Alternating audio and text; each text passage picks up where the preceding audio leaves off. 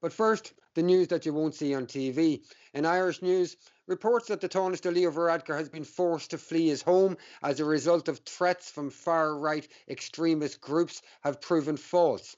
The reports were carried in much of Irish mainstream media over the weekend, but appears to have been pulled by those same media outlets when it was revealed that Mr. Varadkar did not move home as a result of threats from far right-wing groups. Last weekend was the third weekend in a row in which Varadkar has featured widely in news stories in which he's portrayed as the victim.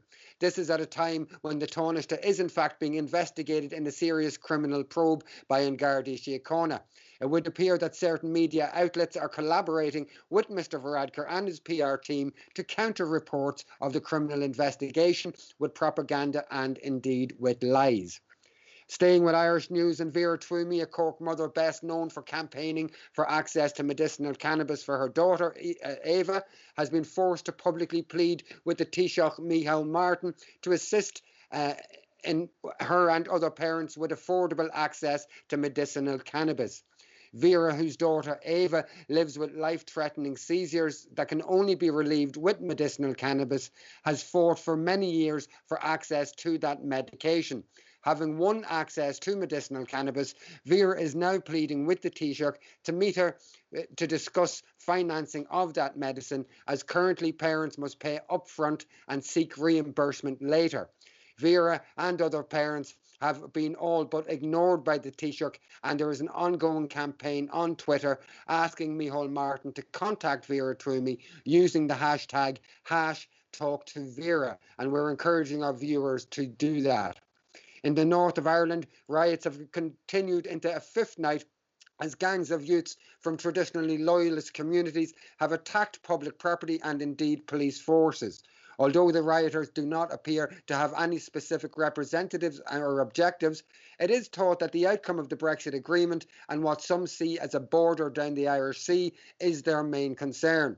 Last night, a public bus was set alight by the youngsters, who appear to be directed by a small number of adults. Independent Republican councillor from Derry, Gary Donnelly, has said, I quote, "Simple condemnation or tougher sanctions like plastic bullets are not the answer." He also went on to say any sectarian response to sectarianism is wrong and is contrary to Irish republicanism.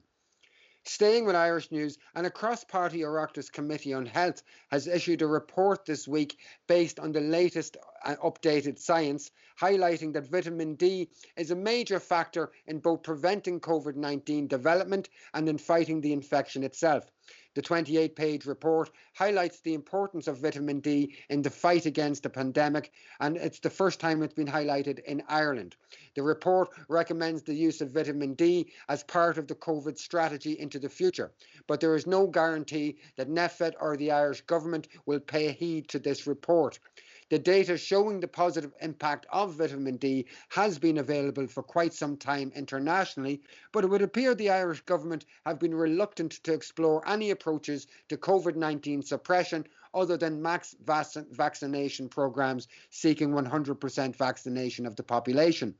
This news comes in the week that scientists, including Dr. Fauci from the United States, have publicly stated that people who have had COVID-19 and have fully recovered need not get vaccinated at all. Also, there's been a significant increase in a build-up of Ukrainian military personnel and hardware on the Ukraine-Russian border this week, with tension rising. Last week and over the weekend, Ukrainian forces bombed villages in the autonomous regions in and around Donbass.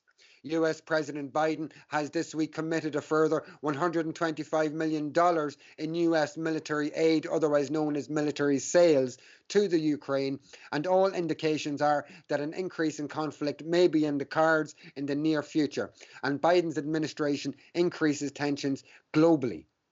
Finally, staying with the US, and the Biden administration has applied economic sanctions on Turkish government agencies and Turkish government officials for refusing to purchase US military hardware, and instead choosing to purchase the Russian S-400 anti-aircraft systems.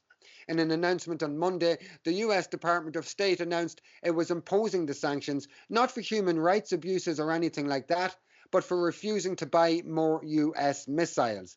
In another sign of weakening US control around the world, Ankara has taken the decision to buy Russian military hardware, snubbing the US and indicating a closer relationship with Russia into the future.